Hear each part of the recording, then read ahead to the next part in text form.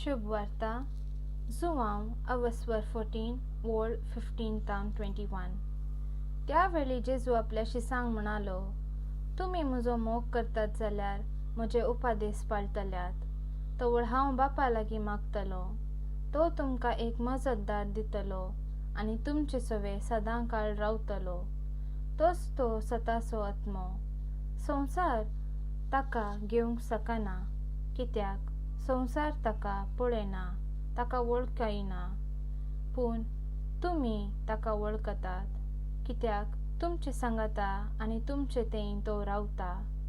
हांव तुमकां आनंता बरी सोडून वचना. हांव तुमचेशी परत्यान येतलो. आनी थोड्या वेळा उपरांत संवसार म्हाका पळोवचो ना, पूण तुमी म्हाका पळयतल्यात. हांव जियेता देखून तुमी जियेतल्यात. हांव म्हज्या बापा थंय, तुमी म्हजे थंय आनी तुमचे थंय आसा म्हूण त्या दिसा तुमी समजतल्यात. म्हजे उपादेश घेवन ते पाळटा तो म्हजो मोग करता. जो कोण म्हजो मोग करता ताचो म्हजो बाप मोग करतलो. हांवूय म्हजो आनी ताचो मोग करतलो आनी ताका म्हजी वळख दितलो. नियाळ. आयचे सुवार्तेन जेजू पवित्र आत्म्या विशयांत उलयता. तो म्हणटा, पवित्र आत्मो सताचो आत्मो.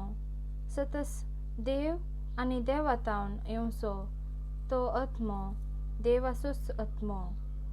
तो पवित्र आत्मो आपल्या मरणा, जिवंतपणा आनी सर्गार चडणे उपरांत शीस कंगाल जातले आनी तांकां एकसुरें भोगतले म्हणून जेजू कळीत आसलें. देखून जेजू तांकां पवित्र आत्मो भासयता. ताणें भासयल्लो आत्मो आपोस्तलांचेर पेंतेकोस्ता दिसा देंवल्लो. तोच आत्मो पवित्र स्नाना मुखांत हर एक पवित्र स्नानांत स्विकार केल्ल्या व्यक्तीक थंय आसतलो. आमकां पवित्र स्नाना मुखांत पवित्र आत्म्यान देवाची वळख करून दिल्या. तोच आत्मो आमकां बऱ्यो करण्यो करूंक शिकयता. आमी पवित्र आत्म्याची मजत मागण्या आनी आमची कुटुंबां तोच पवित्र करून दी.